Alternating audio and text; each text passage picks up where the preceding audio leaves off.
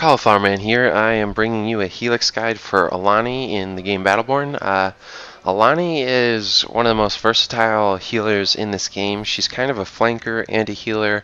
She does huge damage. She can get the cooldown on her skills back incredibly fast.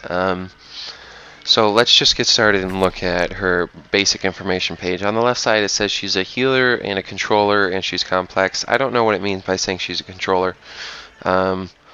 But she is a healer and she is complex. I guess you could say she's a controller because you have to pay attention to so many different aspects of the game if you really want to play her well.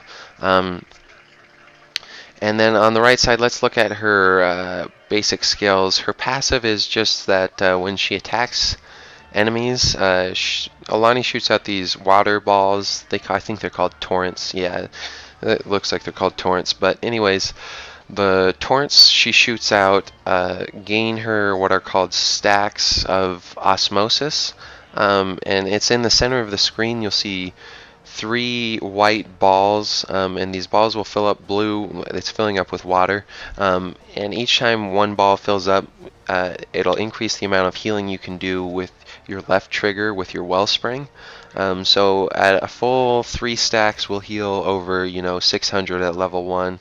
1 stack will heal I think like 50, or I mean no stacks will heal 50. 1 stack will heal around like maybe, I don't know, 180. 2 stacks will heal like 400. 3 stacks will heal around 600. It goes something like that.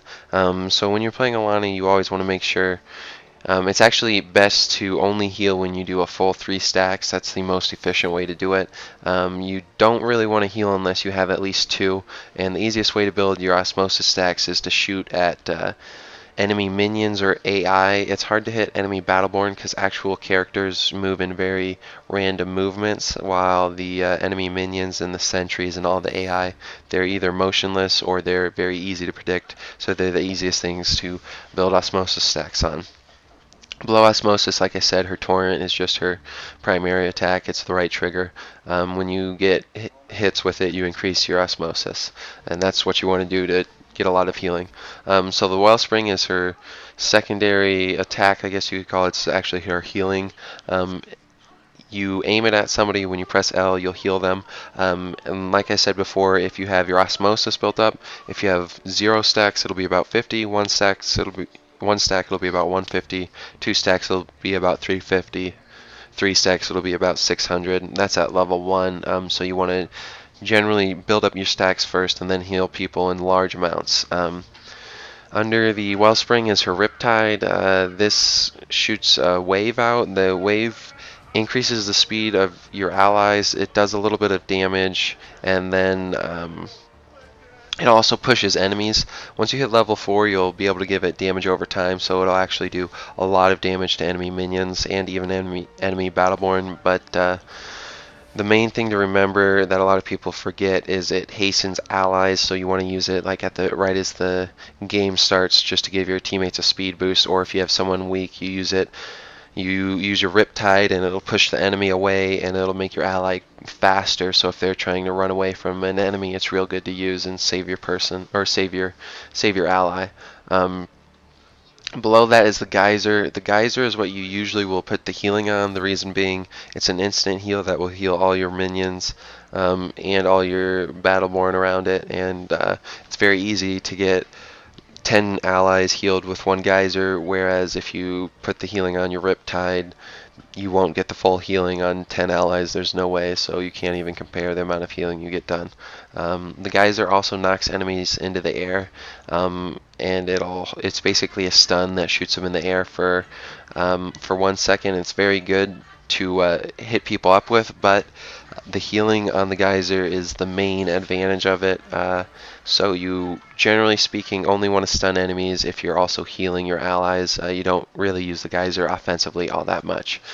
Finally is Alani's ultimate. It's called Emergence. It does a lot of area of effect damage, and it does an initial large attack followed by, I guess, smaller area of effect damage, and later on you can even get it to heal allies. And so that just makes it so that you do a ton of area of effect damage, especially when you pair that with the Riptide, and so you just do a lot of damage with Alani, and it's coupled with a lot of healing. Oops, didn't mean to go to her gear. Alani's Helix here. It's pretty simple. The one thing about Alani is there's really one way to level her up if you really want to do the best. So I'll go ahead and let you see what it is here. The first thing you want to do is on level 1, you want to go to the right and get the 360 health when the geyser erupts. That allows you to get a lot of allies. You basically want to use it on minion waves, and so long as all your allies know that you're going to keep continuously throwing geysers on minion waves, they'll know where to expect them, and it's very easy to coordinate everyone getting all that healing.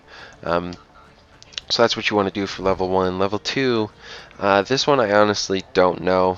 So I guess this one's a toss-up. Choose whichever. Neither of them are very good.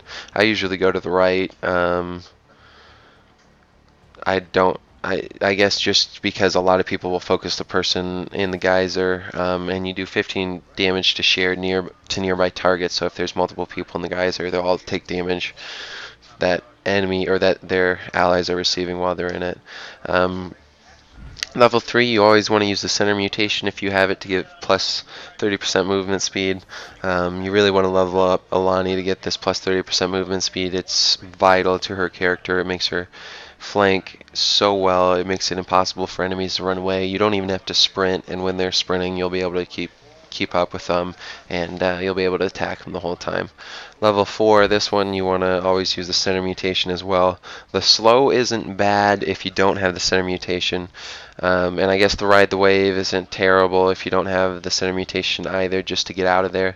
But the extra damage per second of the center mutation, when you use it on enemy minion waves, you'll do 54 damage per second to 5 minions, and I think it lasts for 4 seconds or something like that, and you can level it up to last even longer, so you'll get thousands of damage from one wave on an enemy minion wave. And then if we look at level 5 here, level 5, there's really 2 ways you want to do this. You don't want to go to the left side there.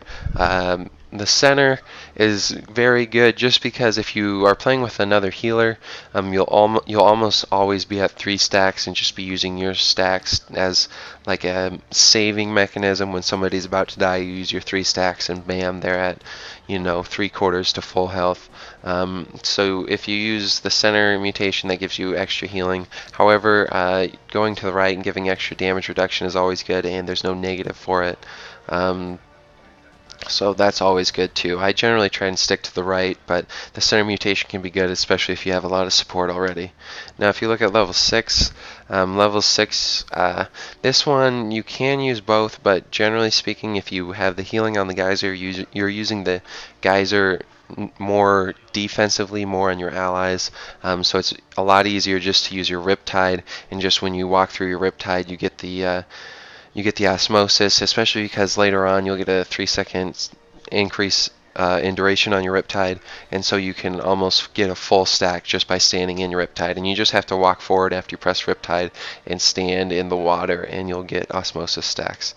Level 7, this one you always go to the right. This is what really puts Alani over the top, and it's what makes her an incredible character. When you hit people with your Torrent, which is your primary attack, you reduce the cooldown of all of your skills by half of a second. So that basically, if you're hitting people continuously, you almost get a 50% reduction on all your skill cooldowns. I mean, it's probably not 50%. It's probably something more like 40% or 35%, but it's absolutely ridiculous how quickly you can get your skills back. And because you're doing all that damage with your Riptide and with your ultimate, you're doing huge amounts of damage.